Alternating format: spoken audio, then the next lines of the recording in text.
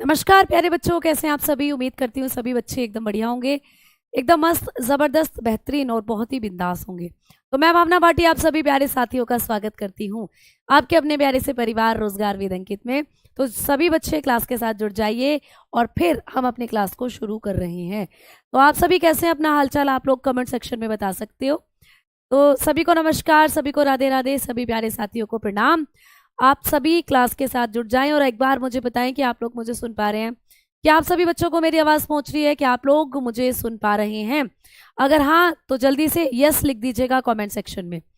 सभी बच्चे अगर मुझे सुन पा रहे हो तो जल्दी से क्लास के साथ जुड़ जाइए और फिर हम अपनी क्लास को शुरू कर रहे हैं।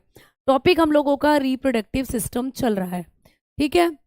रिप्रोडक्टिव सिस्टम की हम लोग कर रहे हैं बात। रिप्रोडक्टिव सिस्टम हम लोगों का टॉपिक जो है वो चल रहा है। इसके बारे में अभी हम आगे और भी बातें करने वाले हैं। तो प्रजनन तंत्र की हम लोग बात कर रहे हैं और जो प्रजनन तंत्र होता है इसके बारे में क्या कुछ खास पॉइंट हैं जो आपको पेपर में आते हैं, आइए उनके बारे में करते हैं चर्चा। तो पिछली क्लास में मैंने आपको बताया था लैंगिक और अलैंगिक जनन दो तरीके के रिप्रोडक्शन होते हैं। हमने लैंगिक जनन के बारे में अभी पढ़ना है, लेकिन अलैंगिक जनन की कुछ विधियां मैं आपको पढ़ा रही थी। मेथड ऑफ असेक्सुअल रिप्रोडक्शन की हम बात कर रहे थे। तो अलैंगिक जनन की विधियों के बारे में मैंने आपको कहा था कि यहाँ पर आप लोगों का फ्रेगमेंटेशन होता है, खंडन विधि जो आपने पढ़ी थी शैवाल में होती है, आपने पढ़ी थी स्टारफिश में, प्लेनेरिया में। फिर आपने मुकुलन पढ़ा था, बडिंग बडिंग हाइड्रा में और ईस्ट में पढ़ी थी। उसके बाद आपने पढ़ा था फीजन, बाइनरी फीजन। तो मैं आपको पढ़ा रही थी फीजन वाली विधियां। तो फीजन में मैंने आप लोगों को बेसिकली बताया था कि जो फीजन होता है जिसको हम लोग कहते हैं विखंडन, जिसको हम लोग कहते हैं दोस्तों विखंडन। और विखंडन की क्रिया मैंने आपको कहा था कि जीव जो होता है वो किसी भी पार्ट में टूट जाता है, मतलब उसका खंडन हो जाता है। विखंडन का मतलब दो भागों में बट जाना भी है और विखंडन का मतलब बहुत सारे भागों में भी बट जाना है। तो आपने पढ़ा था कि विखंडन दो तरीके से होता है, मैम आपने बताया था। एक तो द्विविखंडन आपने हमें बताया था जो अमीबा में होता है, बाइनरी फीजन जिसको हम कहते हैं। तो बाइनरी फीजन आप लोगों ने पढ़ा कि भाई कोई भी जीव है अपने आप को दो हिस्सों में बांट लेता है।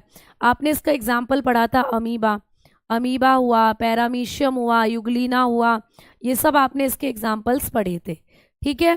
और मैम आगे आपने बताया हमें कि दूसरा होता था मल्टीपल फीजन। दूसरा कौन सा था? Multiple fission. तो जो मल्टीपल फीजन था दोस्तों इसको भी आप लोगों ने पढ़ा था, जिसको कहते हैं बहु विखंडन। अब बहु का मतलब था बहुत सारे और विखंडन का मतलब है विखंडित हो जाना, टूट जाना। तो जब जीव बहुत सारे भागों में टूट जाता है यानी एक ही जीव से बहुत सारे ऑर्गेनिज्म बन जाते हैं। तो आपने यहाँ पे एग्जाम्पल पढ़ा था प्लाज्मोडियम, आपने एग्जाम्पल पढ़ा था मलेरिया करने वाला प्लाज्मोडियम। तो प्लाज्मोडियम मैंने आप लोगों को यहाँ पर बताया था दोस्तों, ठीक है। समझ में आ गई बात? तो अब हम आगे बढ़ते हैं और हम लोग बात करते हैं अब अगले मेथड की। तो मैंने आप लोगों को बताया था बुक नहीं आई है तो बेटा आज या कल में पहुंच जाएगी। क्लियर? क्लियर भाई? आज या कल में पहुंच जाएगी दोस्तों। अब हम लोग बात करने वाले हैं अगली विधि की। तो अलैंगिक जनन की विधियों की ही हम लोग बात कर रहे हैं। हम लोग अलैंगिक जनन की विधियों की ही बात कर रहे हैं दोस्तों। असेक्सुअल रिप्रोडक्शन की हम लोग बात कर रहे थे। अब असेक्सुअल रिप्रोडक्शन की जब हम लोग बात कर रहे हैं तो यहाँ पर जो अगला मेथड होगा वो मैंने आपको बताया था बीजाणु जनन, ठीक है। अलैंगिक जनन में जो अगला मेथड है, तीन हम कर चुके हैं। हमने कर लिया है खंडन, हमने कर लिया है मुकुलन, हमने कर लिया है दोस्तों विखंडन। अब चौथी विधि जो थी वो थी बीजाणु जनन। चौथी विधि कौन सी थी? बीजाणु जनन, यानी कि स्पोर फॉर्मेशन या स्पोर रिप्रोडक्शन, जिसको आप कहते हो स्पोर रिप्रोडक्शन। तो भैया स्पोर बनते हैं, ठीक है। स्पोर्स क्या होते हैं? बीज के समान संरचनाएं होती हैं स्पोर्स। तो ये किसके अंदर होता है? स्पोर्स का मतलब होता है छोटे छोटे बीजाणु, यानी कि छोटी छोटी संरचनाएं, ठीक है, जो कि किस में देखने को मिलती है तुम्हें? कई पौधों में और कई तरीके के कवक में देखने को मिलती है। तो यहाँ से आपको एग्जाम्पल पूछा जाएगा कि बीजाणु जनन किस प्रकार के जनन की विधि है, ऐसे पूछेगा। आपने कहा कि बीजाणु जनन अलैंगिक जनन की विधि है, है ना, आपको दिख रहा है अलैंगिक जनन की विधि है। और दूसरा इसका उदाहरण पूछेगा आप लोगों को कि कौन कौन से ऐसे जीव हैं जो अलैंगिक जनन करते हैं और बीजाणु जनन करते हैं। एग्जाम्पल तो आप बताओगे दोस्तों कवक। कवक आप जानते हो, कवक जो होते हैं फंगस जिसको आप कहते हो, तो फंगस एक तो बीजाणु जनन करते हैं दोस्तों। दूसरा कुछ निम्न वर्ग के पौधे, क्या बताओगे, निम्न वर्ग के पौधे दोस्तों, निम्न वर्ग के पादप, इस निम्न वर्ग के पादपों में स्पोर जनन यानी बीजाणु जनन होता है। ठीक है, तो बीजाणु जनन किस किस में होता है, एक तो कवक में होता है और दूसरा निम्न वर्ग के पौधों में। तो आप लोग बताओगे लोअर प्लांट्स में। ठीक है, लोअर प्लांट्स जो होते हैं इनमें होता है। अब मैम निम्न जगत के पादप जैसे आपने कहा कवक वगैरह, इनमें कैसे होता है, तो जब आप किसी कवक को देखोगे, देखो ये डायग्राम यहाँ पे आपको दिखाई दे रहे हैं, ये स्पोर्स बन रहे हैं, ये रहे स्पोर्स, है ना, ये रहे दोस्तों बीजाणु। तो आपको पेपर में पूछा जाएगा ये डायग्राम देकर, मैंने कई बार डायग्राम वाली क्लास में ये करवाया भी है आपको। तो ये कवक है दोस्तों, ये एक फंगस होता है, ये कवक है। तो इस फंगस के अंदर जो जनन की क्रिया होती है, रिप्रोडक्शन होता है, वो स्पोर से होता है। ये क्वेश्चन भी बनता है आपको पेपर में, ये आपको पीवाईक्यू क्वेश्चन में भी पूछा गया है। मैं बता रही हूं आप लोगों को कि ये आपको पेपर में भी पूछा है कि कवक जो होते हैं उनमें जनन की विधि कौन सी होती है, कवक में जनन कैसे होता है। तो कवक में जनन आपको बहुत बार पूछा गया है पेपर के अंदर, आपको रिप्रोडक्शन इन फंगस बहुत बार पूछा गया है दोस्तों। तो जब आप फंगस के अंदर रिप्रोडक्शन की बात करते हो तो कवक के अंदर जो जनन होता है वो स्पोर्स द्वारा होता है, स्पोर फॉर्मेशन द्वारा होता है, बीजाणु जनन द्वारा होता है दोस्तों। बीजाणु निर्माण, इनके अंदर क्या होता है, बीजाणु का निर्माण होता है, उसी से नए कवक का निर्माण होगा। अब ये देखो ये स्पोर बन रहे हैं, है ना, ये स्पोर्स बन रहे हैं, देखो ये छोटे छोटे, ये छोटे छोटे बीजाणु बन रहे हैं, यही नीचे झड़ जाते हैं, यही नीचे झड़ जाते हैं और झड़कर इनसे नया कवक जन्म ले लेता है। तो कवक जो होते हैं इनमें आप लोगों को क्या होता है, जनन बीजाणु द्वारा होता है। पेपर में पूछ ले कि कवक में किस प्रकार का जनन होता है, तो आप कहोगे बीजाणु निर्माण, यानी कवक में बीजाणु जनन होता है। और कुछ निम्न वर्ग के पौधे, कुछ निम्न वर्ग के पौधे मैडम जैसे कि आपको पूछे ब्रायोफाइटा, ये कलर कम दिखता है, तो जैसे कि आपको पूछ ले दोस्तों ब्रायोफाइटा, अभी आप जब आपको बोटनी पढ़ाऊंगी तो बताऊंगी ब्रायोफाइटा के बारे में। ठीक है, ब्रायोफाइटा हो गए आप लोगों के, आप बताकर चलोगे ब्रायोफाइटा, आप बताकर चलोगे टेरिडोफाइटा दोस्तों, टेरिडोफाइटा। ठीक है, ब्रायोफाइटा, टेरिडोफाइटा, ये सब पौधों के नाम है दोस्तों। ठीक है, ब्रायोफाइटा हुआ, टेरिडोफाइटा हुआ, और आप बताकर चलते हो थैलोफाइटा, आप बताकर चलते हो थैलोफाइटा।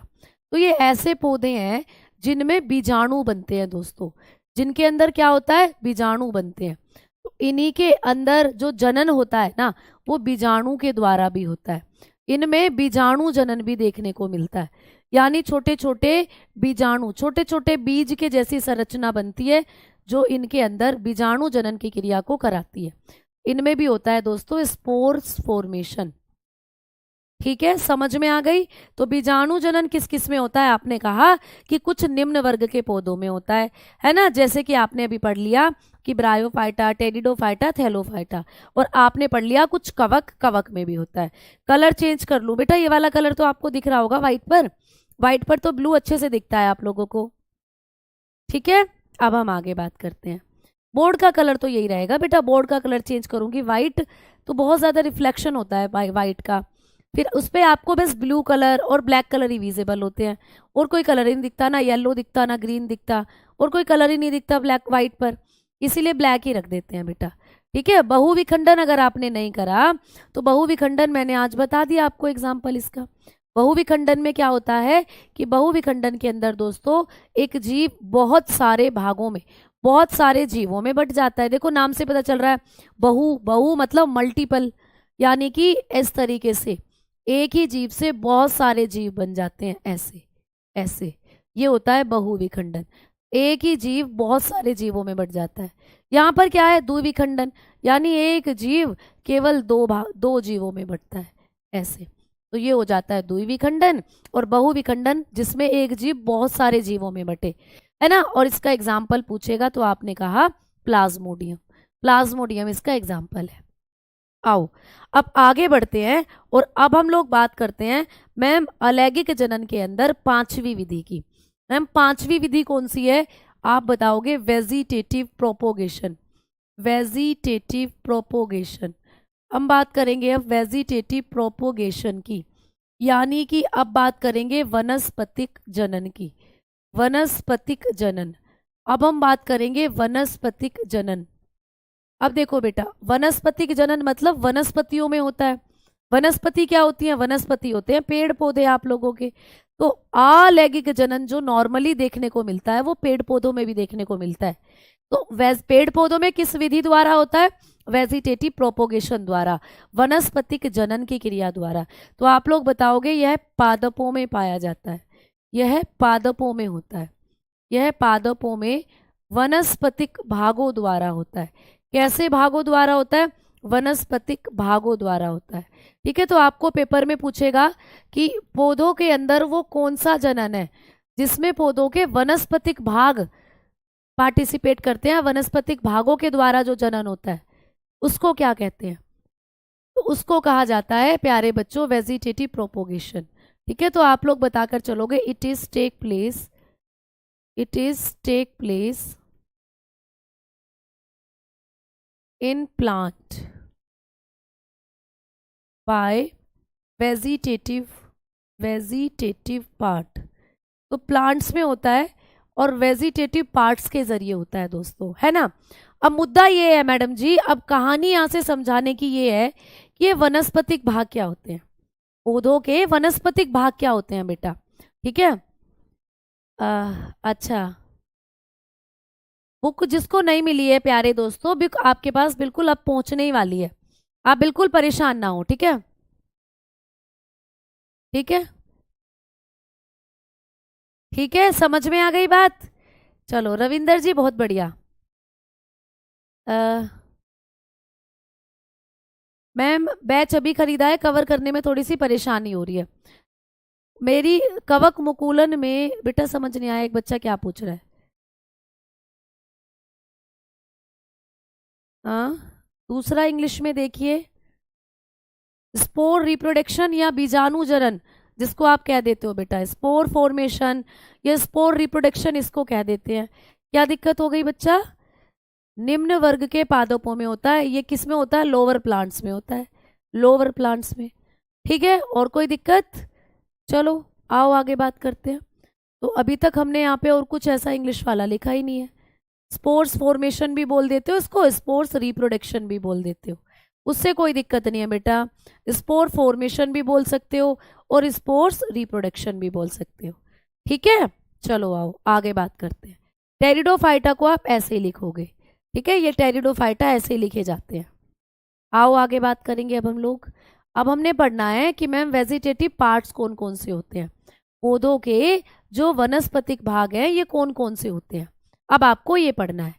ठीक, चलो अब वनस्पतिक भागों के बारे में जब हम लोग बात,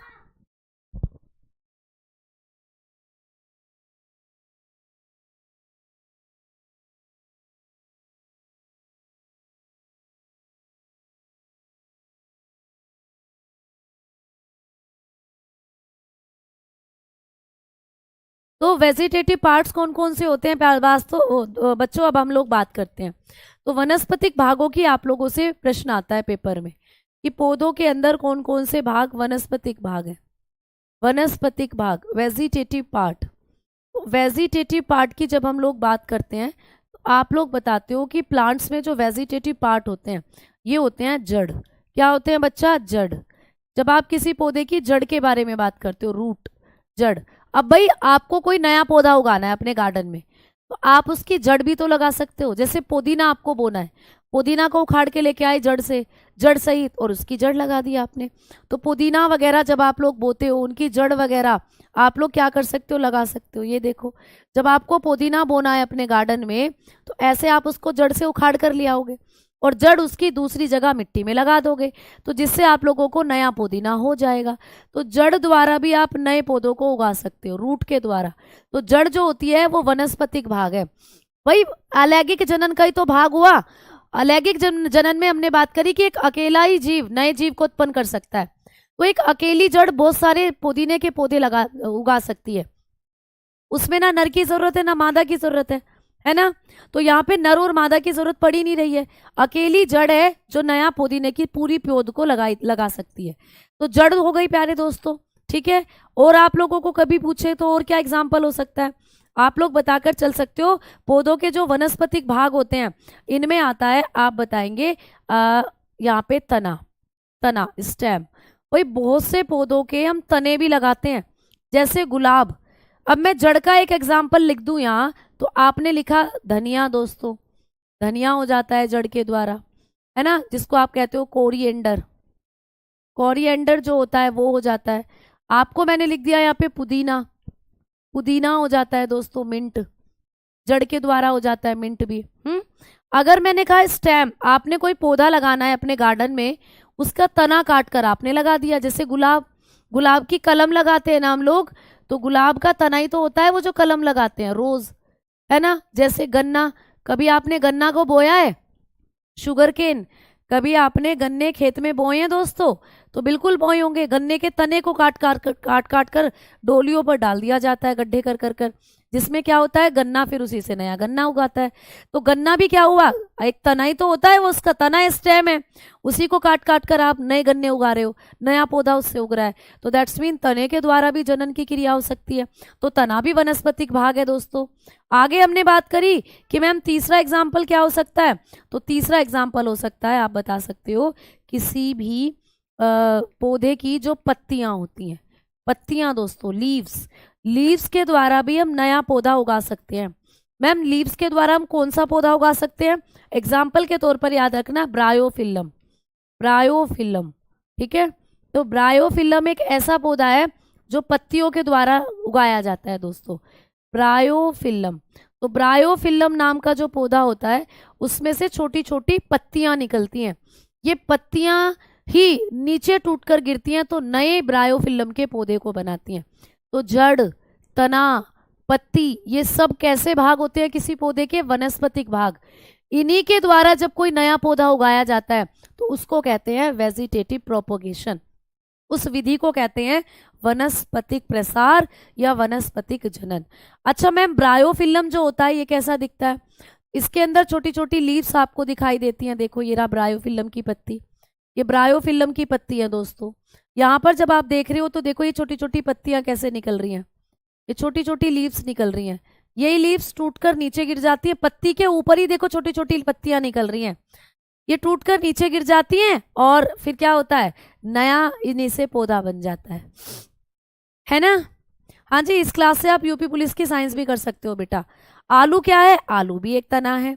हाँ जी, मैं सबका सुन रही हूँ, क्लियर, मैं सबकी बातें सुन रही हूँ। अगर आप लोग देखें तो मैम आलू, तना, है ना, ये देखो कितनी सारी चीजें हैं, यहाँ आपको दिख रहा है ये सब रिप्रोडक्शन हो रहा है, अलैंगिक, ये आप लोगों के वेजिटेटिव प्रोपोगेशन के पार्ट हैं सारे। यहाँ पर क्या हो रहा है, वेजिटेटिव प्रोपोगेशन, ये सब के सब कैसे उग रहे हैं, वेजिटेटिव प्रोपोगेशन,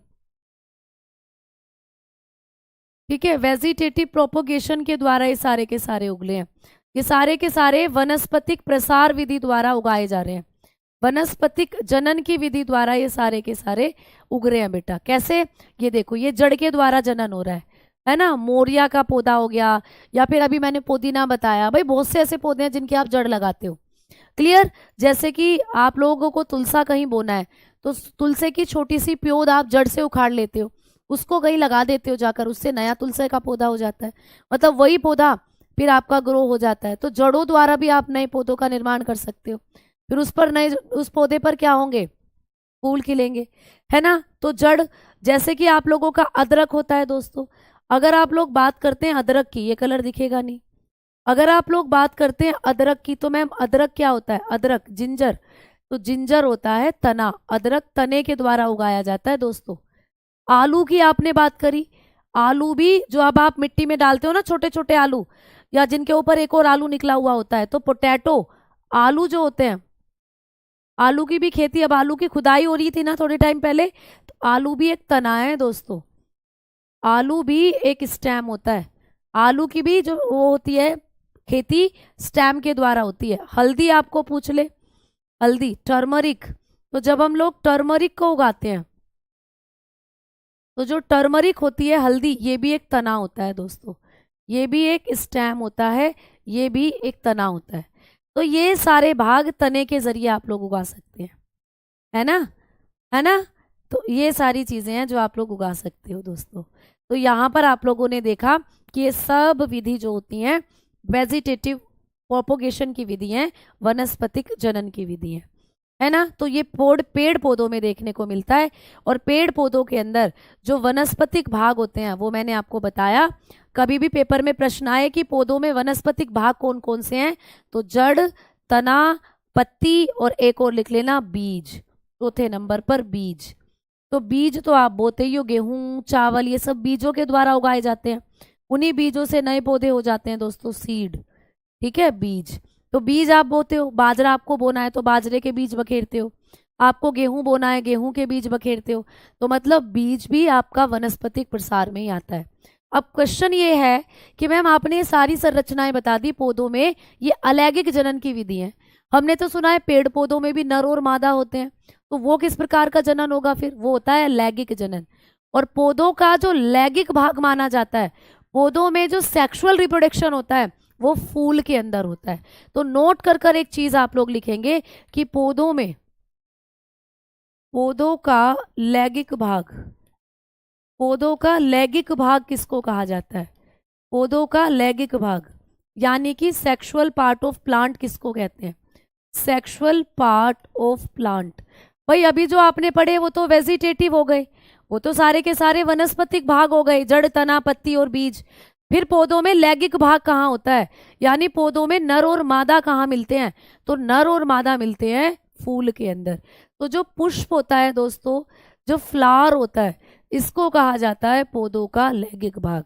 यानी पौधों का जो रिप्रोडक्टिव पार्ट है, सेक्सुअल रिप्रोडक्टिव पार्ट जो होता है वो होता है फूल। फूल के अंदर ही होते हैं नर और मादा।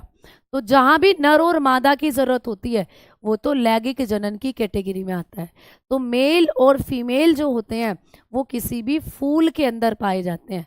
मेल और फीमेल फूल में होते हैं, याद रखना, फूल के अलावा और कहीं नहीं होते पौधों में।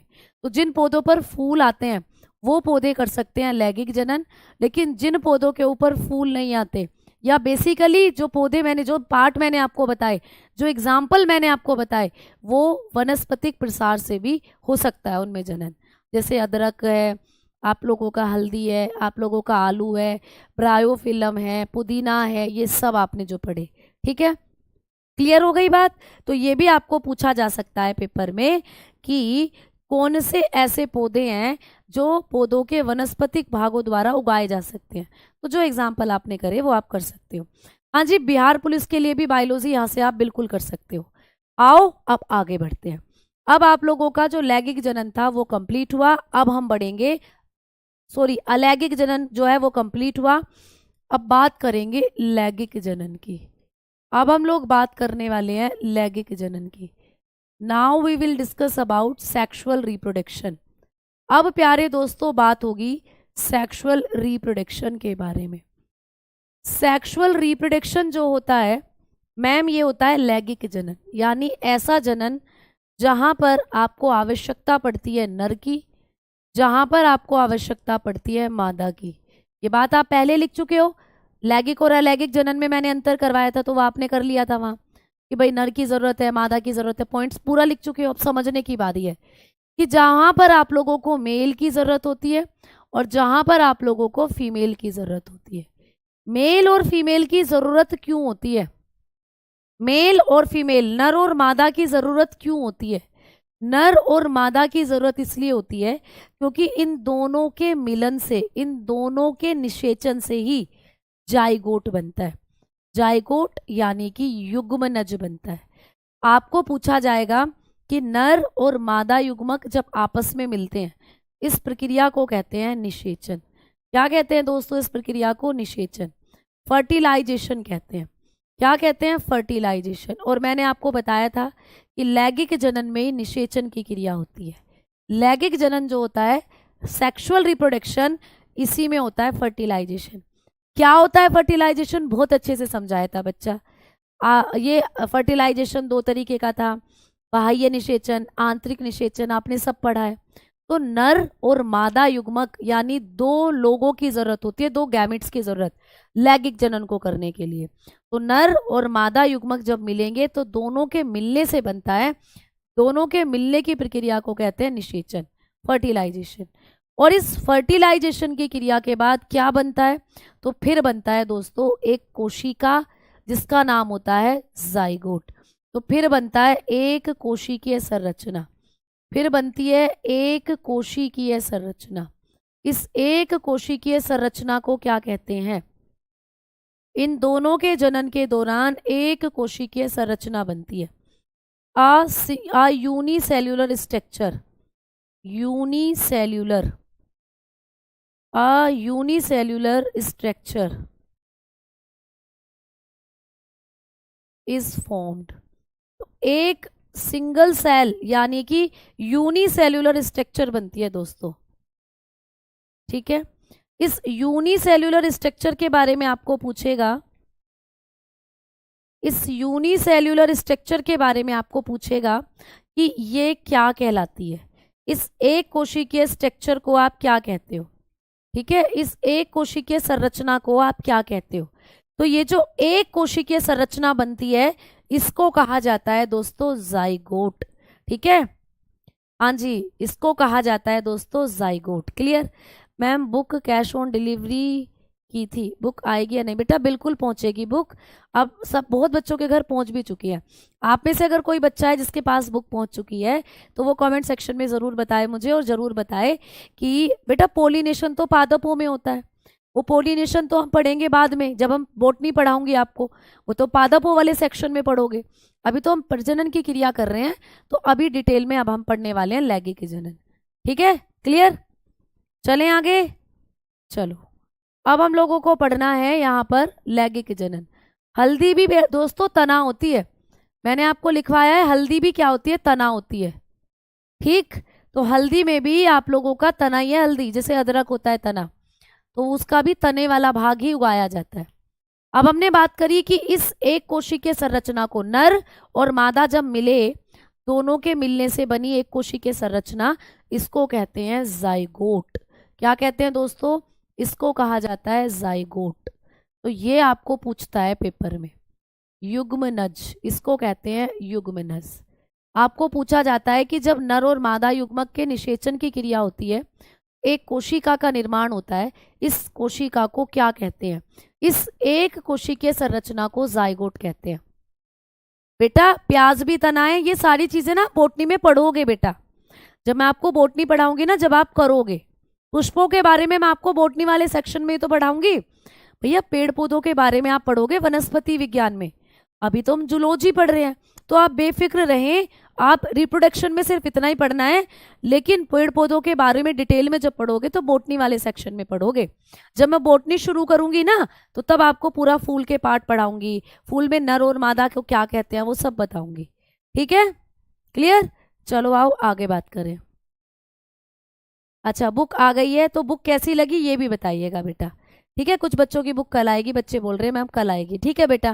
बुक को पढ़ना और मुझे बताना कि कैसा आपको लगा, डायग्राम वाला पोर्शन, थ्योरेटिकल सेक्शन कैसा लगा, सब कुछ आपको बताना है। चलिए आइए अब हम बात करते हैं जाइगोट के बारे में। तो अब हम हेडिंग डालेंगे दोस्तों जाइगोट, अब हम हेडिंग डालेंगे जाइगोट यानी कि युग्मनज। जब आप अपनी मम्मी के पेट में थे दोस्तों, तो आप एक जाइगोट ही थे। ये जाइगोट ही है अब जो 9 महीने की प्रक्रिया के दौरान एक बालक बनेगा अपनी माता के पेट में। तो आपने देखा है एक बच्चे का जो जन्म होता है हम इंसानों में 9 महीने की प्रक्रिया के दौरान होता है। उस 9 महीने की प्रक्रिया में ये जाइगोट ही है जिसका विकास होता है और वो एक बच्चे में कन्वर्ट होता है, इसी से बनता है एक बालक दोस्तों। इस जाइगोट से पूरा का पूरा एक बालक बनता है। तो हम सब पहले यही थे, जाइगोट ही थे। जाइगोट कैसी संरचना होती है आपको पूछता है, तो अभी मैंने बताया एक कोशिकीय संरचना है, एक ही सेल है इसके अंदर। मैम इसमें गुणसूत्र कितने होते हैं ये पूछता है। इस जाइगोट के अंदर गुणसूत्र की संख्या कितनी होती है? गुणसूत्र की संख्या, तो ये जो जाइगोट होता है दोस्तों, इसमें नंबर ऑफ क्रोमोसोम कितने होते हैं पूछता है। इसमें नंबर ऑफ क्रोमोसोम्स कितने होते हैं, गुणसूत्रों की संख्या कितनी होती है? इसके पास होते हैं 46 गुणसूत्र, क्योंकि इंसान का जाइगोट है, हमारा मानव की बात कर रहे हैं हम लोग। तो ये क्या होता है दोस्तों, इसमें 46 गुणसूत्र होते हैं। 46 कैसे होते हैं भैया, 46 ऐसे हैं कि 23 इसने लिए अपने पिता से, यानी कि 23 ये नर का लेगा, नर होता है पिता, 23 ये लेता है दोस्तों फादर के पास से गुणसूत्र, ठीक है, और 23 ये लेता है अपनी मम्मी से, 23 इसने लिए मादा से यानी कि अपनी मम्मी से, क्लियर। तो 23 ये माता से लेता है, मदर से, और 23 ये फादर से लेता है, और 23 और 23 मिलकर हो जाते हैं 46, ठीक है। तो आप लोग याद रखोगे। अच्छा मैम बहुत प्यारा बुक है, थैंक यू जकीर अली जी, बहुत बहुत शुक्रिया बेटा। खुशी के पास भी पहुंच चुकी है बेटा, बहुत बहुत शुक्रिया। अब देखो इधर हम लोग बात करेंगे कि यहाँ पर ये जो जाइगोट होता है ये एक कोशिका का बना है और इसके पास गुणसूत्रों की संख्या 46 है। अब 46 है बच्चा, तो 46 कैसे है, 46 ऐसे है कि आधे गुणसूत्र पापा से लिए हैं, आधे मम्मी से। अब मेरी बात करो, मैं भी जाइगोट थी, कभी मैं भी अपनी माता के पेट में जाइगोट थी, बाद में मैं 9 महीने की ड्यूरेशन के बाद मेरा जन्म हुआ। तो मेरे अंदर जब तुम देखोगे 46 गुणसूत्र है, ये 46 कैसे आए, मैंने 23 लिए अपने पापा से, 23 लिए अपनी मम्मी से, तब जाकर मेरे अंदर 46 हुए। तो वैसे ही आपको पूछा जाता है कि इस जाइगोट के पास भी कितने गुणसूत्र होते हैं, 46 होते हैं। कैसे कैसे आते हैं, आधे पिता के आते हैं, आधे माता के आते हैं, ठीक है। चलो अब बात करेंगे कि ये जाइगोट जो होता है ये अपने आप को डिवाइड करता है दोस्तों, अपने आप को विभाजित करता है। जैसे मानो यहाँ पर ये है जाइगोट, ये जाइगोट है, चुन्नू सा होता है, चावल के दाने से भी बहुत छोटा, मतलब आपको एक कोशिका है ये समझ लो, एक कोशिका कितनी छोटी सी होती होगी, है ना। अब इसने अपने आप को क्या करा, कुछ दिनों बाद इसने इसमें हो गया विभाजन शुरू, तो 1 से 2 कोशिका वाला हो गया, फिर 2 से ये 3 कोशिका वाला हो गया, 3 से 4, 4 से 5, ऐसे करके इसके अंदर बहुत सारी कोशिकाएं बन गई। तो जब ये बना तब ये एक कोशिका का था, फिर इसमें 2 कोशिका हुई, फिर ये 2 से 4, फिर 4 से 16, 16 से 28, मतलब ऐसे करके बहुत सारी कोशिकाओं में ये बट गया। इसमें बहुत सारी कोशिकाएं जो हैं वो उत्पन्न हो गई दोस्तों। इस प्रकार ये जो जाइगोट होगा, इस जाइगोट ने क्या करा, अपने आप में विभाजन करे और विभाजन के फलस्वरूप ये एक बालक में बनना शुरू हो गया। अब इसके विभाजन की क्रिया भी पूछी जाती है, ठीक है, क्लियर, ठीक है। अब आपको लाइसोसोम की खोज प्यारे बच्चे डी ड्यूव ने करी है, डी ड्यूवे ने करी है लाइसोसोम की खोज, वही लिखवाया है बेटा, क्लियर। चलो आओ, है ना। अब आ जाओ, अब हम लोग बात करते हैं कि यहाँ पर ये जाइगोट जब बनता है तो इसके अंदर कौन कौन सी इसकी अवस्थाएं होती हैं, जाइगोट की अवस्थाएं भी पूछी जाती हैं। चलो मैं तुम्हें दिखाती हूँ जाइगोट की अब अवस्थाएं। तो अब हम यहाँ हेडिंग डालेंगे युग्मनज की अवस्थाएं यहाँ, ठीक है। तो इसकी कौन कौन सी अवस्था होती है, युग्मनज, युग्मनज की अवस्थाएं, इसकी बहुत सारी अवस्थाएं हैं जो आपको पेपर में पूछी जाती हैं। युग्मनज की अवस्थाएं, stages of zygote, stages of zygote. अब ये जाइगोट ना अलग अलग अवस्थाओं में बटेगा बेटा। बेचैन आत्मा हो तुम, आज भी बेचैन आत्मा हो तुम, जब भी बेचैन आत्मा थे जब तुम जाइगोट थे। तो जब ये जाइगोट एक कोशिका का था ना, इसको तसल्ली नहीं हुई, ये कहता है मैं एक कोशिका का क्यों, मुझे तो बहुत सारी कोशिका का बनना है। तो हमने कहा चल तू बहुत सारी कोशिका का बन जा। तो इसने धीरे धीरे अपनी संख्या बढ़ाई, 1 से 2 हुए, 2 से 4 हुए, 4 से 8 हुए, 8 से 32, 16, 32, ऐसे करके ये बहुत सारी कोशिकाओं में बटा, ठीक है। तो इसकी कुछ अवस्थाएं हैं, जैसे कि आपको कभी भी पूछे कि शुरू में ये एक कोशिका वाला होता है इस तरीके से, ठीक है, फिर इसके बाद ये क्या हो जाता है, 2 कोशिका वाला हो जाता है इस तरीके से, फिर इसके बाद ये अपने आप को 4 कोशिकाओं वाला बना लेगा इस तरीके से, ठीक है। फिर ये अपने आप को क्या कर लेगा, और कोशिकाओं में बढ़ाएगा और इसके अंदर हो जाएंगी लगभग 16 या 8 कोशिकाएं। फिर ये अपने आप को क्या करेगा, फिर अपने आप के चारों तरफ ये 3 लेयर का निर्माण करना शुरू करेगा। अब जैसे इसके अंदर ये हो गई कोशिकाएं, हो गई है ना, अब ये क्या करेगा, अपने चारों तरफ भित्तियों का निर्माण करेगा, इसके चारों तरफ बननी शुरू हो जाएंगी कुछ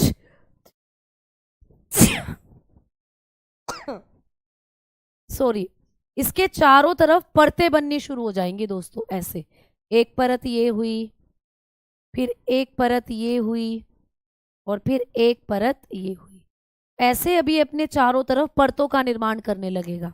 अब परतों का निर्माण कर लेगा तो फिर इससे धीरे धीरे एक एम्ब्रियो बनेगा। एम्ब्रियो बोले तो एक बालक बनना शुरू हो जाएगा। इससे तुम्हें दिखना शुरू हो जाएगा कि इसके पास इसके हाथ बने हैं, छोटे छोटे से पैर बने हैं। हाथ पैर तो एकदम नहीं बनेंगे, सबसे पहले तो इसका दिल बनेगा, इसमें दिल बनना शुरू हो जाएगा। ठीक है, जैसे ये तीन परतें बनेंगी, ये तीन परतें अपना अलग अलग काम करने लगेंगी, और ये तीन परतें अलग अलग अंगों का निर्माण करने लगेंगी, है ना। फिर इससे भ्रूण बनेगा, एम्ब्रियो, और फिर इस भ्रूण से, इस भ्रूण के अंदर 9 महीने, ये भ्रूण मम्मी के पेट में रहेगा 9 महीने, और 9 महीने तक इसका विकास होगा।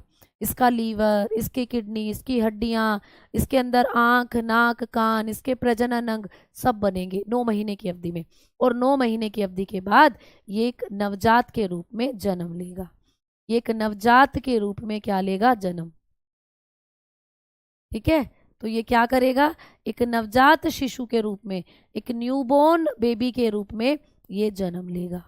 अब आपको समझ में आया कि जब भी एक बालक बनता है तो वो जाइगोट से ही बनता है। ये है जाइगोट, ये है दोस्तों जाइगोट।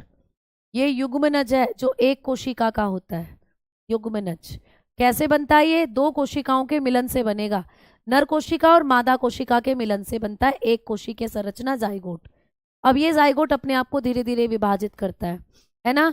तो ये इसकी अवस्था होती है दोस्तों। जब ये जाइगोट बहुत सारी कोशिका का होता है तो उसको मोरूला कहते हैं। क्या कहते हैं? मोरूला। ये जो इसकी अवस्था तुम्हें यहाँ दिख रही है जिसमें बहुत सारी कोशिकाएं हैं, इसको कहते हैं मोरूला। इस अवस्था को क्या कहते हैं? मोरूला।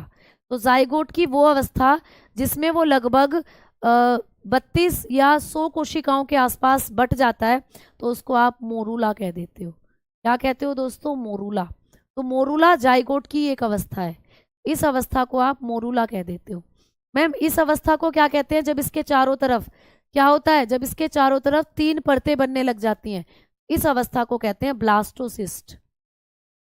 ब्लास्टोसिस्ट, इस अवस्था को कहते हैं ब्लास्टोसिस्ट। तो ये ब्लास्टोसिस्ट भी किसकी अवस्था होती है?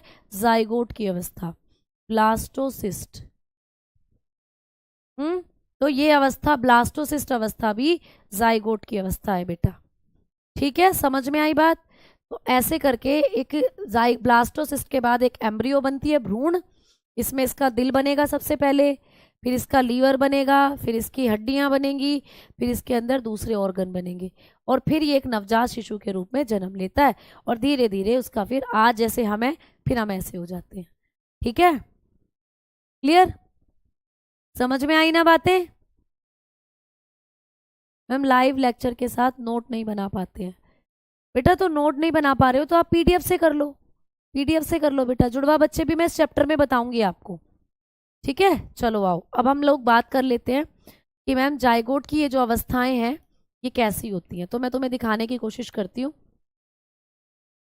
Stages of zygote.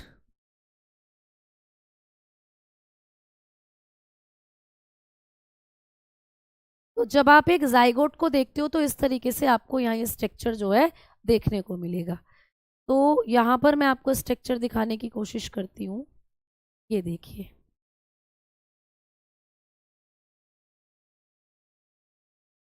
ठीक है। तो ये स्ट्रक्चर यहाँ पे आपको दिख रहा है, देखो। ये फर्टिलाइजेशन के बाद क्या था? ये जाइगोट बना है। जब शुक्राणु और अंडाणु का मिलन हुआ तो यहाँ पे फर्टिलाइजेशन हुआ, जाइगोट बना। अब ये जाइगोट अपने आप को बहुत सारी कोशिकाओं में विभाजित करना शुरू करेगा। पहले एक कोशिकीय था, अभी अपने आप को बहुत सारी कोशिकाओं में डिवाइड करेगा। तो लगभग जब इसमें बहुत सारी कोशिकाएं होंगी तो इसको मोरूला कहा हमने। ठीक है, और मोरूला के बाद ये ऐसे अपने चारों तरफ लेयर बनाना शुरू कर देगा। इसके चारों तरफ भित्तियां बननी शुरू होगी जिसको हम कहते हैं ब्लास्टोसिस्ट। जिसको हम क्या कहते हैं दोस्तों? ब्लास्टोसिस्ट। और इसी ब्लास्टोसिस्ट से फिर एक बालक ऐसा चुन्नू मुन्नू सा छोटू सा एम्ब्रियो बनना शुरू हो जाता है। अब इसी एम्ब्रियो का विकास होगा माता के पेट में 9 महीने तक। इसके आंख, नाक, कान सारे पार्ट बनेंगे बॉडी के, और फिर उसके बाद ये जन्म ले लेगा। तो ये अवस्थाएं होती हैं जाइगोट की दोस्तों। ठीक है, अब हमें पढ़ना है कि यहाँ से कई बार क्या होता है, बच्चों ने पूछा है कि जुड़वा बच्चे कैसे होते हैं। तो जुड़वा बच्चों का कॉन्सेप्ट भी यही बता देती हूँ। जो जुड़वा बच्चे होते हैं इनका कॉन्सेप्ट भी समझो, ट्विंस जिनको आप कहते हो। तो जो ट्विंस होते हैं दोस्तों, इनके बारे में हम लोगों ने बात करनी है अब। ट्विंस कैसे बनते हैं? तो ट्विंस का भी सेम यही कॉन्सेप्ट होता है, बस उसमें क्या होता है कि भाई मान लीजिए नर है और मादा है। ठीक है, नर है दोस्तों और मादा है।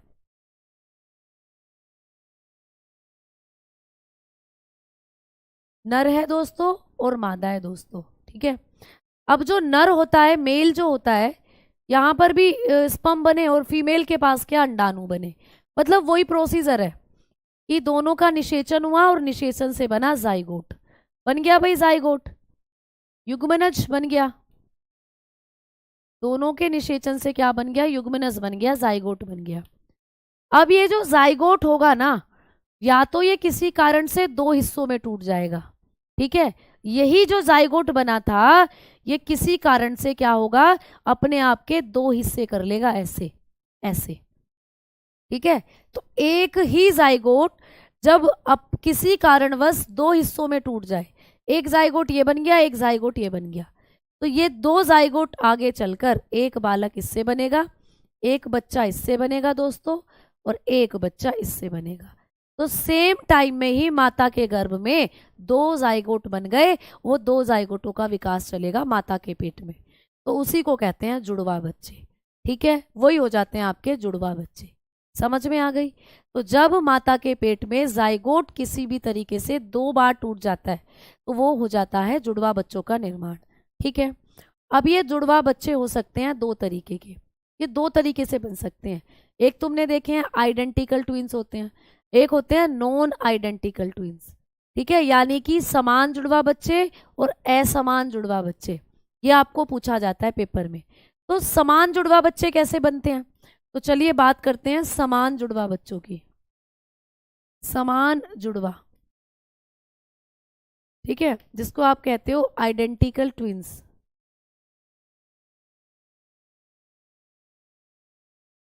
Identical twins,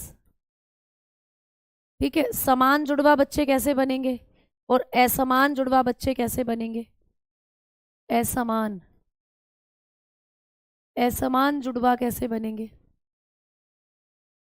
non identical. ठीक है, तो अब जब आप लोग बात करते हो कि समान जुड़वा बच्चे जो हैं, इनमें दो कारण हो सकते हैं। देखो, बेसिकली क्या होता है कि माता के अंदर एक ही अंडा बनता है, लड़कियों के अंदर जो अंडा बनता है दोस्तों वो एक ही बनता है। ठीक है, वो कुछ भी कारण हो सकता है, मैं बता रही हूँ क्या हो सकता है, समझो ध्यान से।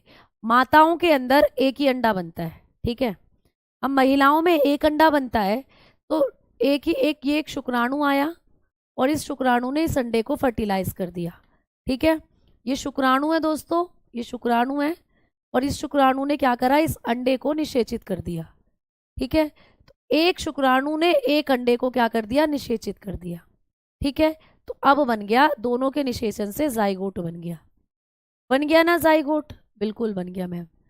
अब यही जाइगोट जो होगा, यही जाइगोट क्या हुआ, टूट गया किसी कारणवश, इसी जाइगोट से दो हिस्से हो गए भाई। यही जाइगोट ऐसे दो कोशिकाओं में टूट गया, एक बच्चा इससे बन जाएगा और एक बच्चा इससे बन जाएगा। ठीक है, तो ये होंगे समान जुड़वा। ये ऐसे होंगे, या तो दोनों लड़के ही होंगे या दोनों लड़कियां ही होंगी, और दोनों की शक्लें एक जैसी, क्योंकि एक ही शुक्राणु और एक ही अंडाणु के इसके अंदर कैरेक्टर गए हैं। तो यहाँ पर एक ही अंडाणु और एक ही शुक्राणु, जेनेटिक मटेरियल एक एक का ही है, और उसी की वजह से जो जाइगोट बना है, तो वो सेम मटेरियल है दोनों के अंदर, जो यहाँ मटेरियल था वही सेम है दोनों में। तो दोनों एक जैसे होंगे, समान होंगे, दोनों देखने में एक से होंगे, और दोनों या तो लड़के या दोनों लड़कियां होंगी, एक लड़का एक लड़की ऐसे नहीं होंगे। तो मैम दूसरे वाले जुड़वा कैसे बनते हैं, असमान? असमान जुड़वा वो हैं जो या तो एक लड़का हो या एक लड़की हो, दोनों की शक्लें भी अलग अलग होंगी, दोनों की शक्लें भी अलग अलग होंगी। यहाँ पे क्या होगा कि ये एक शुक्राणु है, ठीक है, ये एक शुक्राणु है और ये एक अंडाणु है। एक शुक्राणु ने क्या कर दिया, एक अंडाणु को निषेचित कर दिया। ठीक है, एक शुक्राणु ने एक अंडाणु को निषेचित कर दिया, तो दोनों जब मिले तो दोनों ने जाइगोट बनाया। मैम बिल्कुल बना दिया जाइगोट, युग्मनज बना दिया, युग्मनज। ठीक है, तो एक बच्चा तो इस युग्मनज से बना, ठीक है, और किसी कारणवश महिला के अंदर 2 अंडे बन गए, 2 अंडे बन गए थे भाई, एक अंडा ये बन गया, लो देखो, एक अंडा ये रहा, और शुक्राणु ने क्या करा, इस अंडे को भी निषेचित कर दिया। एक बार में 2 अंडे निषेचित हो गए महिला के अंदर। वैसे तो एक ही अंडा बनता है महिला में, लेकिन कभी कभी होता है कुछ महिलाओं में 2 अंडे बन जाते हैं, वो दोनों ही अंडे निषेचित हो जाते हैं। अब एक अंडा तो ये निषेचित होकर इससे जाइगोट बन गया, ये इससे एक बच्चा बना, और एक इस स्पर्म ने डायजाइगोट को, ये एक इस शुक्राणु ने अंडे को निषेचित कर दिया, एक बच्चा एक जाइगोट इससे बन गया। एक ही समय में समान टाइमिंग में 2 अंडे निषेचित हो गए और दोनों अंडों ने निषेचित करके जाइगोट बनाया, तो एक बच्चा ये पलेगा, एक बच्चा ये पलेगा माता के गर्भ में। इसके अंदर अलग शुक्राणु और अंडाणु का जेनेटिक मटेरियल है, ये अलग होगा, बिल्कुल अलग, या तो ये लड़की होगी या लड़का, अलग होंगे इसके कैरेक्टर अपने अपने पास, और ये अलग शुक्राणु और अंडाणु के निषेचन से बने हैं, तो दैट्स मीन इसके पास अपने अलग कैरेक्टरिस्टिक होंगे। तो ये जन्म तो एक साथ लेंगे दोनों, लेकिन दोनों के लक्षण अलग अलग होंगे, एक लड़का हो सकता है, एक लड़की हो सकती है, दोनों की शक्लें भी अलग अलग होंगी, दोनों की इम्यूनिटी भी अलग अलग होंगी, दोनों के विचार भी अलग अलग होंगे, विचार तो खैर यहाँ भी अलग हो सकते हैं, बट यहाँ पर शक्लें भी सेम होंगी, दोनों की इम्यूनिटी भी एक जैसी होंगी। अगर एक बीमार है तो दूसरा भी बीमार होगा, है ना, एक रो रहा है तो दूसरे को भी शायद भूख लगेगी, तो यहाँ पर क्या होगा, सेम रहेंगे, ये एक जैसे रहेंगे बिल्कुल, क्योंकि एक ही शुक्राणु और अंडाणु के जेनेटिक मटेरियल से बने हैं। बस वो जाइगोट किसी कारणवश 2 हिस्सों में टूट गया, 2 कोशिका बनकर अलग अलग निर्माण करने लग गई 2 कोशिका, जिससे 2 बच्चे बने सेम टाइम पर। यहाँ पे क्या हुआ, अलग अलग शुक्राणु अलग अलग अंडाणु ने मिलकर जाइगोट बनाए, उनका निर्माण मम्मी के पेट में हो रहा है, सेम टाइम पे होंगे, सेम टाइम पे विकास हो रहा है, बस ये भी जुड़वा कहला जा दिए जाते हैं। ठीक है, रेलवे बुक में, अच्छा एक सेकेंड है बेटा, लाइसोसोम की जो डिस्कवरी है वो डी ड्यूब ने ही करी है, बाकी रेलवे बुक में भी वही है, हो सकता है वो मिस प्रिंट आ रहा हो, मैं एक बार उसको चेक करूंगी, वैसे बुक मेरे पास है।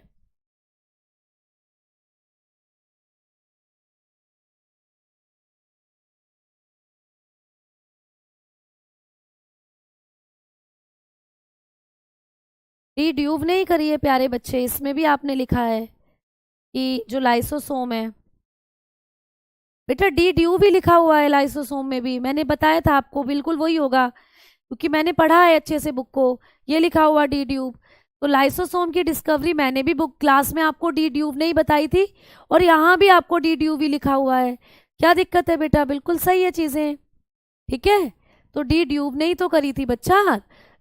एक बच्चा बार बार कमेंट कर रहा है बेटा, लाइसोसोम की डिस्कवरी आपने गलत लिखवा दी बुक में, ये बेटा मैंने वहां भी डी ड्यूब ही लिखवाया था, लाइसोसोम की खोज आपको एप्लीकेशन में भी, और यहाँ भी वही लिखवाया है बेटा, ठीक है, तो वो बिल्कुल सही है चीज, कोई इशू नहीं है उसमें, बिल्कुल सही है, क्योंकि मुझे खुद याद है, मैंने खुद पूरी बुक चेक करी है बेटा, अपने हाथ से बनाई है पूरी बुक, तो इतना तो मुझे पता होगा, बिल्कुल मैंने चेक करी है, ठीक है, क्लियर, समझ में आ गई बात।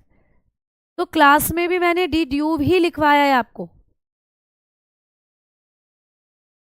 बुक में आपने डी ड्यूब, बेटा इनको डी ड्यूबे भी बोल देते हैं और डी ड्यूब भी बोल देते हैं, प्रोनाउंसिएशन जो है वो आप लोगों की अलग अलग हो सकती है, लेकिन जो साइंटिस्ट हैं वो वही है, डी ड्यूब या डी ड्यूबे, है ना, बात वही है बिल्कुल बेटा, ठीक, चलो आओ अब आगे बात करते हैं। तो यहाँ पर आप लोगों ने पढ़ा कि कैसे कैसे जुड़वा बच्चों का कॉन्सेप्ट था, जो आप लोगों को समझ में आ गया। अब आ जाओ, अब आगे बात करते हैं। तो मैंने आपको जाइगोट के बारे में पूरी जो स्टेज है इसकी वो समझा दी है। अब हम बात कर रहे हैं कि ये जो जाइगोट है इसके चारों तरफ आपने कहा कि 3 परतें बनती हैं, और 3 परतें जब बनती है तो इसको ब्लास्टोसिस्ट कहते हैं। तो यहाँ से भी प्रश्न आपको बनता है, तो आओ इन 3 परतों के बारे में बताते हैं, है ना। मान लो एक परत ये है, दूसरी परत ये है मेरे बच्चा, है ना, और तीसरी परत ये है, ये। तो ये जो जाइगोट है, आपको यहाँ पे ये जो जाइगोट दिख रहा है, जब इसके चारों तरफ 3 परतें बन जाती हैं इसको हम ब्लास्टोसिस्ट कहते हैं। क्या कहते हैं, ब्लास्टोसिस्ट। फिर इसका नाम क्या पड़ता है, ब्लास्टोसिस्ट इसका नाम पड़ता है, ठीक है। क्या नाम है दोस्तों इसका, ब्लास्टोसिस्ट, इसका नाम है ब्लास्टोसिस्ट, क्लियर। ठीक है ना, है ना, इसका नाम है ब्लास्टोसिस्ट। अब ये जो ब्लास्टोसिस्ट है बच्चा, इस पर ये जो 3 परतें बनी है इनका नाम पूछेगा। तो ये जो अंदर वाली परत है इसको कहते हैं एंडोडर्म। भाई एंडो का मतलब सबसे अंदर वाली परत, इसको कहते हैं एंडोडर्म। ठीक है, ये सबसे आंतरिक परत है। ये ये जो परत है दोस्तों, ये सबसे आंतरिक परत है। ठीक है, ये सबसे आंतरिक परत कही जाती है। ये सबसे इनर लेयर के नाम से जानी जाती है। सबसे इनर लेयर इसको कहा जाता है बच्चा। ठीक है, इसके बाद ये जो आपको दिख रही है नेक्स्ट पिंक कलर से, इसको कहते हैं मीजोडर्म। इसको कहते हैं मीजोडर्म, यानी कि मध्य परत। इसको कहा जाता है मध्य परत, यानी कि ये बीच वाली परत है बच्चा, मध्य परत इसको कहते हैं, है ना। और यहां पर हमने बात करी जो सबसे बाहर दिख रही है, इसको कहते हैं एक्टोडर्म। इसको कहा जाता है एक्टोडर्म। ठीक है, एक्टोडर्म बोले तो सबसे बाहर की परत, एक्टोडर्म होती है सबसे बाहरी परत। ये सबसे बाहरी परत है। ठीक है, ये होती है आउटर लेयर। इसको कहते हैं आउटर लेयर। आप लोगों का जो जाइगोट है उसमें जो ये ब्लास्टोसिस्ट बना, उसकी आउटर लेयर कौन सी होती है, तो आप बताते हो एक्टोडर्म। ठीक है, इस तरीके से आप यहाँ पे देख पा रहे हो, जब ये ब्लास्टोसिस्ट बनता है इसके चारों तरफ 3 परतें बनती हैं, एंडोडर्म, मीजोडर्म, एक्टोडर्म। ठीक है, इनको हम किस नाम से जानते हैं, इन तीनों परतों को हम लोग एक नाम से जानते हैं। इन तीनों परतों को हम भ्रूणीय परत भी कहते हैं दोस्तों। तो कई बार आपको पेपर में इन तीनों परतों का नाम पूछ लेता है। इन तीनों परतों को एक नाम से जाना जाता है, इन्हें कहा जाता है भ्रूणीय परत, क्योंकि अब ये भ्रूण का निर्माण करेंगी। इनको कहते हैं भ्रूणीय परत। इनको कहा जाता है एम्ब्रियोनिक लेयर। इनको एम्ब्रियोनिक लेयर के नाम से जाना जाता है, या इनका एक और नाम है इंग्लिश में, इनको जर्म लेयर भी कह दिया जाता है। इंग्लिश में इनको जर्म लेयर भी कह देते हैं, जर्म लेयर यानी कि जर्म परत। ठीक है, तो आपको कभी भी पेपर में प्रश्न आए कि किसी भी भ्रूण के अंदर जो भ्रूण के अंगों का विकास होता है वो 3 परतों से होता है, इन 3 परतों को क्या कहते हैं, तो इन 3 परतों को कहते हैं एम्ब्रियोनिक लेयर, भ्रूणीय परत या जर्म लेयर। और पर्टिकुलरली ये 3 परत कौन कौन सी हैं, तो आप बताओगे एंडोडर्म, मीजोडर्म और एक्टोडर्म। ये 3 परतें इस तरीके की होती हैं। ठीक है, अब मैम ये 3 परतें क्या करती हैं, तो ये 3 परतें ही किसी बालक के अंगों का निर्माण करती हैं। इन 3 परतों से तुम्हारे शरीर के हर अंगों का निर्माण हुआ है। कैसे कैसे, ये जो बाहर की परत होती है इसने तुम्हारे बाल है दोस्तों वो बनाए, इसने आपका खाल जो है आप लोगों की स्किन वो बनाई, इस परत ने आपके नाखून बनाए। तो जो सबसे बाहर वाली परत है इसने आपके बाल, आपकी खाल, आपके नाखून बनाए। आप लोगों के हेयर बने हैं इस परत से, आप लोगों की स्किन बनी है इसी परत से, आप लोगों के नेल्स बने हैं दोस्तों इसी परत से। ठीक है, क्लियर। अब मैडम जी यहाँ पर ये जो बीच वाली परत है मीजोडर्म, इसने क्या क्या करा, तो मीजोडर्म ने बनाया आप लोगों का खून, आपके शरीर में जो खून है वो बनाया, आपके शरीर में जो हड्डियां हैं वो बनाई, आपके शरीर में जो आपकी पेशियां हैं वो बनाई। ठीक है, तो इस परत ने क्या करा, आपका ब्लड बनाया दोस्तों, इस परत ने बनाई आपकी बोन्स, और इसी परत ने बनाई आपकी मसल्स। तो कभी भी आपको पूछे कि खून किस परत से बना होता है, मीजोडर्म से, हड्डियां इसी परत ने बनाई, आपकी पेशियां इसी परत ने बनाई। और मैम ये जो सबसे अंदर वाली परत है इसने क्या करा, तो ये जो सबसे अंदर वाली परत है इसने आपके पाचन तंत्र को तैयार करा, आपके पाचन तंत्र को बनाया, है ना, डाइजेस्टिव सिस्टम को बनाया।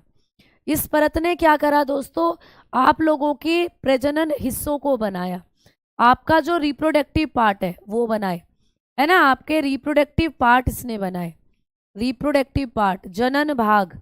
ठीक है, इसी परत ने आपके जनन भागों को बनाया, इसी परत ने आपकी ग्रंथियां बनाई दोस्तों, आपके शरीर में जो ग्रंथियां हैं, ठीक है, आपके शरीर में जो ग्लैंड्स हैं वो इसी ने बनाई, ग्रंथि, इसी परत ने आपकी ग्रंथि बनाई, ग्लैंड्स बनाई। तो ये सारी चीजें आप लोग याद रखोगे। यहाँ थोड़ा सा स्पेस कम है, चलो अब लिख देती हूँ ग्रंथियां। इसी परत ने आपकी ग्रंथियां बनाई, ठीक है, ग्लैंड्स। ऐसे करके आपका धीरे धीरे सारे ऑर्गन बनाए इन परतों ने, और फिर वो एम्ब्रियो जो है उसका निर्माण होना शुरू हो चुका है, ठीक है। चलो तो अब आपका टाइम भी हो चला है, अब हम अगली क्लास में मिलेंगे। आज हमने बात करी है गुणसूत्रों के बारे में।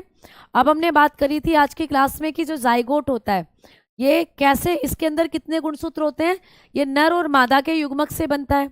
इसमें 46 गुणसूत्र होते हैं, 23 ये मम्मी से लेता है, 23 ये पापा से लेता है, और इस प्रकार अपने 46 गुणसूत्र कर लेता है। इसकी कुछ अवस्थाएं मैंने आपको बताई। ये अवस्थाएं जो हैं दोस्तों, इसमें पहले ये एक कोशिका होता है, फिर ये 2 कोशिकाओं में बढ़ता है, फिर ये 3 में, जब ये बहुत सारी कोशिकाओं में बढ़ता है लगभग 100 के आसपास, तो इसको हम मोरूला कह देते हैं। और फिर इसके आसपास एक 3 परतों का निर्माण होता है जिसको हम ब्लास्टोसिस कहते हैं। फिर उसी के बाद ये एम्ब्रियो बनता है, यानी इसमें अंगों का निर्माण होना शुरू हो जाता है, फिर ये बालक के रूप में जन्म लेता है। और ये 3 परतें कौन कौन सी हैं ये भी मैंने आपको बताया। तो इस तरीके से आपने पढ़ा यहाँ पर ये सारी चीज़ें। तो आज का जो टॉपिक है हमारा वो इतना ही रहेगा। कल की क्लास में मैं आपको आगे लेकर चलूंगी और बात करेंगे male reproductive and female reproductive part की, ठीक है। तो कल हम लोग नर जननांग और मादा जननांगों के बारे में बात करेंगे, ठीक है। क्लियर, समझ में आ गई बात? हाँ जी बेटा बिल्कुल। चलो अब हम बढ़ते हैं अगले अपनी क्लास को ऑफ करने की तरफ, और कल की क्लास में मिलेंगे कुछ और नए कॉन्सेप्ट्स के साथ, ठीक है। चलो धन्यवाद, नमस्कार, राधे राधे। बुक कैसे परचेज करेंगे बेटा? रोजगार विद अंकित एप्लीकेशन तो आपके पास डाउनलोड है, उसमें बुक वाले सेक्शन में जाना आप लोग, और वहीं पर ये बुक आपको दिखेगी बुक सेक्शन में, वहां से आप इसको परचेज कर सकते हो, ठीक है। जाइगोट का डायग्राम बना सकते हो बेटा, बिल्कुल बना सकते हो। जाइगोट का जो डायग्राम है वो आप लोगों का इस तरीके से, ये स्ट्रक्चर है पूरा, ये जाइगोट का ही पूरा लाइफ साइकिल होता है, ठीक है ना। चलो तो धन्यवाद, नमस्कार। प्रैक्टिस सेट 2 बजे होता है।